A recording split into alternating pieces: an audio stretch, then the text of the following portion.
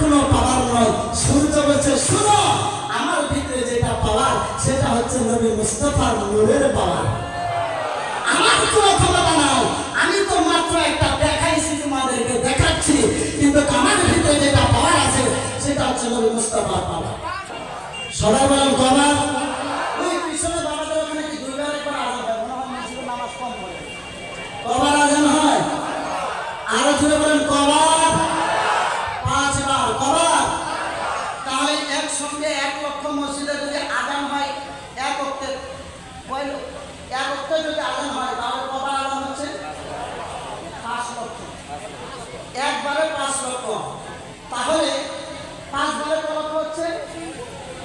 25 লক্ষ।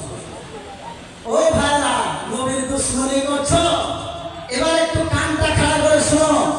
শুধু তুমি বলছো না, সমস্ত মোল্লা বলছে কি ওয়াহাবি, বেরেলি, কি সুন্নি, কাদিয়ানি, যত ধরনের দল আছে, মুসলিম জাতি আছে, যারা বলছে আমরা নবীকে বড় ভাইয়ের মতো মানি, ওই ব্যক্তি আবার মসজিদে দাঁড়িয়ে বলছে আশহাদু আল্লা ইলাহা ইল্লাল্লাহ।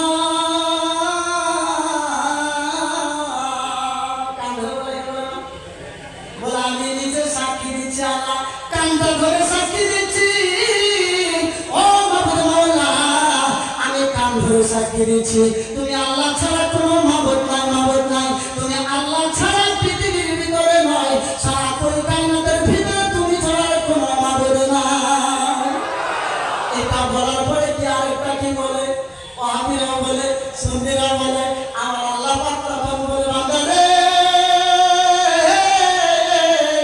ও আমার বান্দারা, তোমরা শোনো, তোমরা নামাজের বাইরে নবীর বদনাম করো, আজানের বাইরে নবীর বদনাম করো, কিন্তু শুনে রেখে দাও, জেনে রেখে দাও, এমন একটা শরীয়ত বানিয়ে দিলাম যেটা তুমি নামাজে আমাকেও যেমন ভাবে কান ধরে সাক্ষী দিতে হয়, আমার নবী যে একজন, সেটাকেও কান ধরে তোমাদের 25 লক্ষ বারণ নিয়ে সাক্ষী দিতে হয়।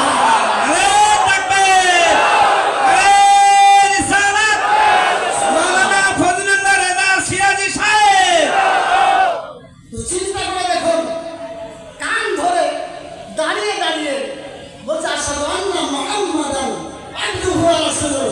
আল্লাহ গো, আমি আরেকজনের সাক্ষী দিচ্ছি, কান ধরে সাক্ষী দিচ্ছি যে মুহাম্মাদুর রাসূলুল্লাহ তোমারই রাসূল। ওখানে বড় ভাই বলেছে? ওখানে বড় ভাই বলেছে না। আরেকটা কথা বলি বাবারা, এই যারা শুধু খালি বলে বুখারী মানবো, বুখারী ছাড়া অন্য কিছু মানবো না, এই মোল্লাকে সঙ্গে সঙ্গে দাঁড় করানো, দাঁড় করিয়ে বলবেন তোর 24 ঘন্টা আমাদের বাড়িতে ডিউটি করতে হবে। যদি বলে কেন?